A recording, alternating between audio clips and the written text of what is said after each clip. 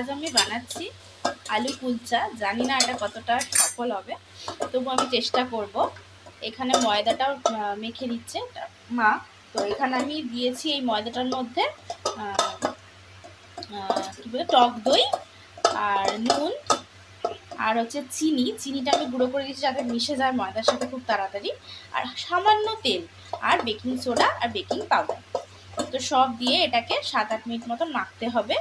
আর মাখার এরা মানে থিকনেসটা এরকম থাকবে যে এরকম একটু নরম নরম টাইপের মাখা হবে, যেমন আমরা নর্মালি লুচি বা পরোটার ময়দা মাখি সেরকম নয়, একটু পাতলা পাতলা হবে মাখাটা। দেখতেই পাচ্ছ হাতের সাথে লেগে যাচ্ছে। তো যদি হয়, যদি একটুখানি বেশি লেই মনে হয়, তাহলে এখানে একটু আটা বা তেল দিতে হবে। তো এখন একটু হাতে লেগে যাচ্ছে, তাই জন্য এটার মধ্যে আমি একটু আটা বা তেল কিছু একটা দিয়ে নিচ্ছি। তো আমি এখানে তেলটা দিচ্ছি না, কারণ তেলটা খুব কম পরিমাণে দিতে হবে এই কারণেই যাতে নরম হয়, কারণ তেলটা বেশি দিলে কি হবে, খাস্তা হয়ে যাবে। খাস্তা হওয়া যাবে না এটা একদমই। তো সেইটা এখানে রাখতে হবে কিছুক্ষণ মেখে, 7-8 মিনিট মেখে এই মোটামুটি 8 থেকে 40 মিনিট মতন রাখতে হবে। আর এখানে আমি রেডি করব আলুটা। সেটা হচ্ছে এই যে এখানে আমি আলুটা সেদ্ধ করে রেখেছি, এটাকে আমি গ্রেটার দিয়ে গ্রেট করে করব, কারণ অনেক সময় আলুতে বড় বড় টুকরো থাকে, লাম্প থেকে গেলে ওটা আর মিক্সড হবে না, ময়দার লেচিতে ঠিকভাবে ঢুকবে না। উঠে থাকলে তখন ব্যাপারটা কী হবে, ময়দার যে বেলাটা সেটা ফুটো হয়ে যেতে পারে। তাই জন্য আমি এখানে এটাকে গ্রেট করে নেব গ্রেটার দিয়ে আলুটা। আর এখানে আমি রেখেছি আমি কেটে পেঁয়াজ, লঙ্কা, আর আছে হচ্ছে আদা বাটা আর ধনে পাতা দেবো, জিরে গুঁড়ো দেবো, মানে ভাজা জিরে গুঁড়ো দেবো। আর যদি কালার কেউ খেতে চাও তো সেই হিসাবে, সেই জন্য আমি লাল একটু কাশ্মীরি মির্চ দিয়ে দেবো, তাতে একটু রং হবে।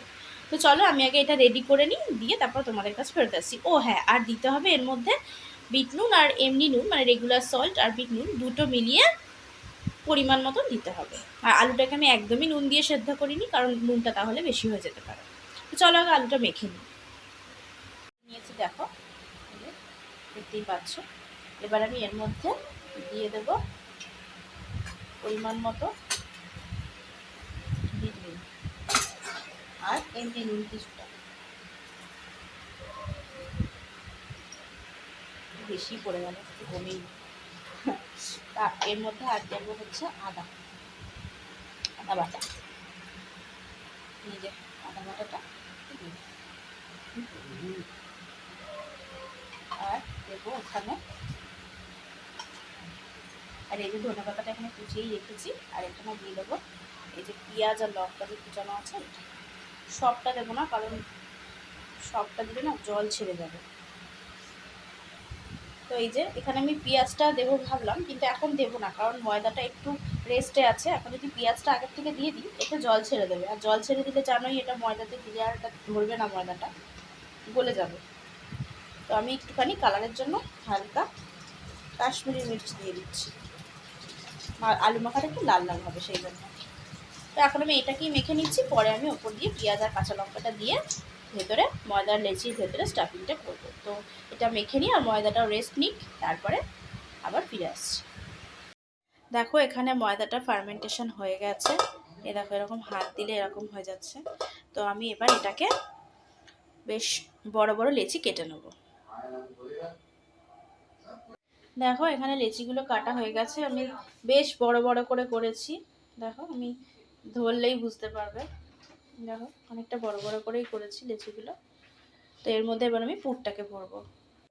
এই যে এখানে আমি এরকম বাটি করে নিয়েছি, এবারে এর মধ্যে আমি যে পুরটা বানিয়ে রেখেছিলাম, এতে পেঁয়াজ আর লঙ্কাটা বলেছিলাম পরে মেশাবো, তাই মিশিয়েছি।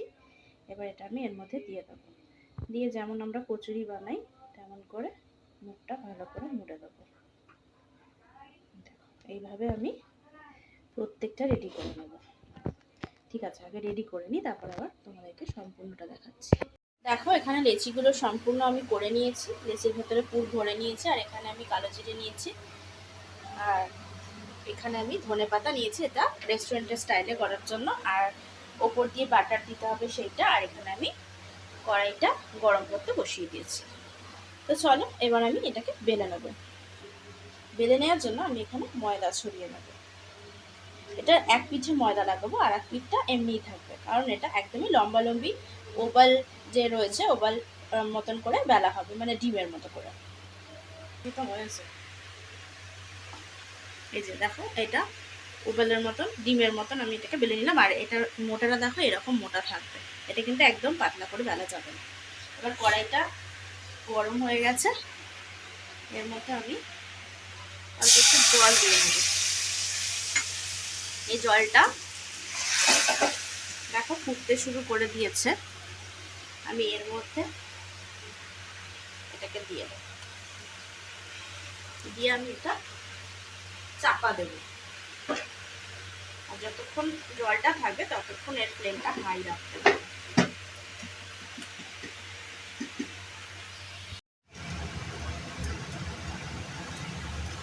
দেখো রেডি হয়ে গেছে আমাদের কুলচা, একদম ফার্স্ট ট্রাই, তাই একটু হয়তো এদিক ওদিক কিছু হলেও হতে পারে, তো চেষ্টা করেছি অনেকটাই।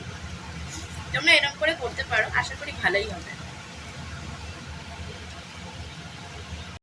এটা বেলে নিয়েছি আমি, আর এর মধ্যেই ধনেপাতা আর কালো জিরাটা গার্নিশিং এর জন্য ছড়িয়ে প্রেস করে দিয়েছি, মানে এই বেলুন দিয়ে আবার একবার বেলে দিয়েছি যাতে এগুলো আর ঝরে না যায়।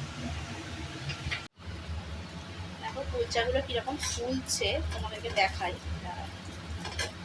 এখনো ফোলা স্টার্ট করেনি, খুব সুন্দর ফুলছে কুলচাগুলো। এটা একদম পারফেক্ট কালার হয়েছে। কুলচা একটুখানি এরকম একটু হালকা ব্রাউন ব্রাউন টাইপের হয়, এরকম ফুলছে, বুঝছো কি সুন্দর ফুলছে। এরকম চেপে চেপে ভাজলে সুন্দর ফুলছে, দেখো আরো ফুলবে, ওই পাশটা করলে আরো বেশি ফুলবে। দেখো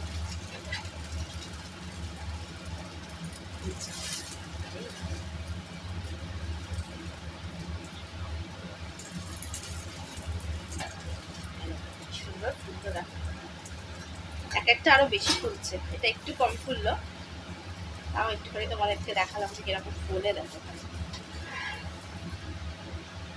দেখো আমাদের অনেকগুলো ডান হয়ে গেছে, এই একটাই লাস্ট আছে, এটা করে নেবো ব্যাস, তাহলেই শেষ।